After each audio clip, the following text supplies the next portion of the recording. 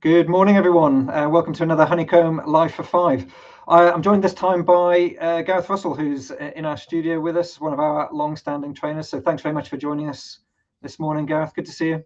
Likewise, and pleasure. Good to be here. Excellent. We're going to talk about this question that is down the bottom here. How can we help our consultants feel senior in the room? So this is, it's kind of a common thing that comes up sometimes in the margins of training, sometimes very much the focal point of training.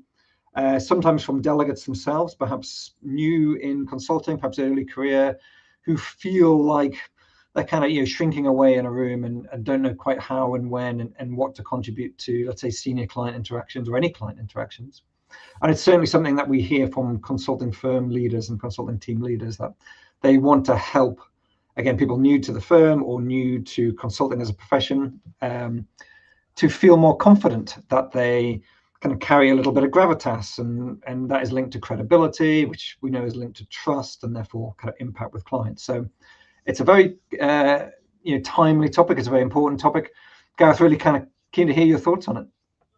Yeah, thanks, Colin. I see this a lot, and typically what senior consultants or more senior consultants seem to default to or over-index on is more tools, more frameworks, more answers, advice to help a junior consultant feel like they're equipped for whatever might come up in a conversation. But in practice, what tends to help people show up differently or feel more senior in the room, even though they might not feel it themselves, is giving them advice on how they show up, less so about the technical skills that they have. Yeah. And I think that shows up in a few different ways. So there's kind of three things that I think help, or I've seen be helpful in this scenario.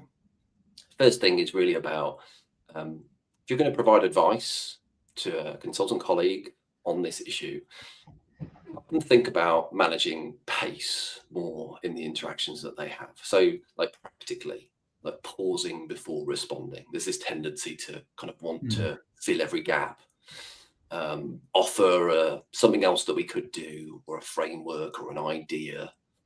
And sometimes letting silence do some of the heavy lifting for you can be really powerful. I see this in the coaching work that I do. If you've asked a question and there's silence, that's not a bad sign. It's actually a good one. It shows you've asked a great question. Yeah. Let the person think it through. So there's a kind of pacing point as well about, do I need to intervene here? Do I need to just let this hang for a moment? There's a gap. I can be okay with there being a gap. So it's really about being a bit more deliberate and using some more judgment. That's the first thing I think helps. Okay. Second thing I've seen help is encouraging them to think through in the moment, like what level is this conversation at the moment? Are we in a place where we're trying to make a decision, and so we need to move towards that? Are we talking about symptoms at this moment rather than the underlying issue? Are we trying to solve a problem that isn't actually the problem that we're here to solve? So again, it's encouraging them to be a little bit more deliberate and maybe contemplate, what level does this conversation need to be at right now? Where is it? And is that the right territory for what we need to get done in this moment? Yeah, I like that one very much. I think a lot of people go in, perhaps because they are feeling nervous or thinking about this very issue, that they have a preconceived idea about what they want to say in that meeting. What the question that they want to have asked of them, and they have a pre-canned response to it almost. Very, very dangerous, because it's almost certainly not the question you get. And if you try to force that in, you're not on the right level of conversation. Absolutely. It's the advice I often give to people is you can plan and prepare for these conversations, but don't rehearse them. Don't map out perfectly. If they say X at this juncture, I'm going to say this, and have all these kind of canned responses ready for the stuff. Just adds a whole heap of pressure. And there's almost like this obligation, like, well, I've prepared to say this thing, so I should probably say it at some point. When's the right point to say it? Yeah, if you're going to prepare anything, I think about the questions you're going to ask, not the things you want to say. It's a much better style of preparation. So anyway, so you have a third, I think. Yeah. So linked to the other two is help your colleagues think about intervening selectively. So without being too abrupt about it, that's often about speaking less often. When you do, summarizing where you think the conversation's got to, or what you're hearing. Perhaps a way of like reframing. Maybe the client is thinking this particular thing is bad or something that we want to avoid. And maybe there's a chance to reframe that if there are some clear benefits that maybe they're missing. That would be a great intervention. Likewise, if you're intervening selectively, you might think about, are there sort of issues being mixed together here? And that's what's making this hard in the conversation at the moment. So those sorts of things, I think, tend to help. And it's really, it's not about giving people more tools and techniques. It's really about encouraging them to trust their timing and judgment. And one great practical thing that you could do after an interaction, I see this often where it's like, let's have a debrief on how that conversation went with the client.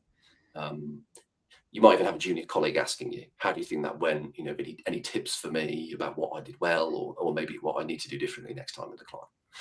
So a great question that you could ask is not what would you do differently next time, but maybe ask, like, where could you have said less and had more impact in that meeting? So it's encouraging them to think through those moments of judgment. When did I intervene? How did I intervene? How often did I intervene? And what was the impact of that? Yeah, I think that's super helpful. I think there's a lot of responsibility goes on the senior person in that moment, and during the meeting itself, they have to be equally comfortable, if not more comfortable, with the silence when a question is asked. And half the time,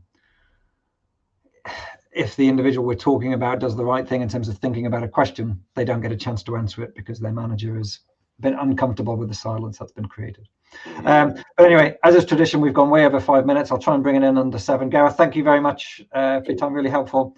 For more information, more resources, please have a look at via the QR code in the corner there. You can get access to all sorts of things that Honeycomb put out there. And again, thanks, Gareth. Thanks, everyone, for watching. Thanks, everybody.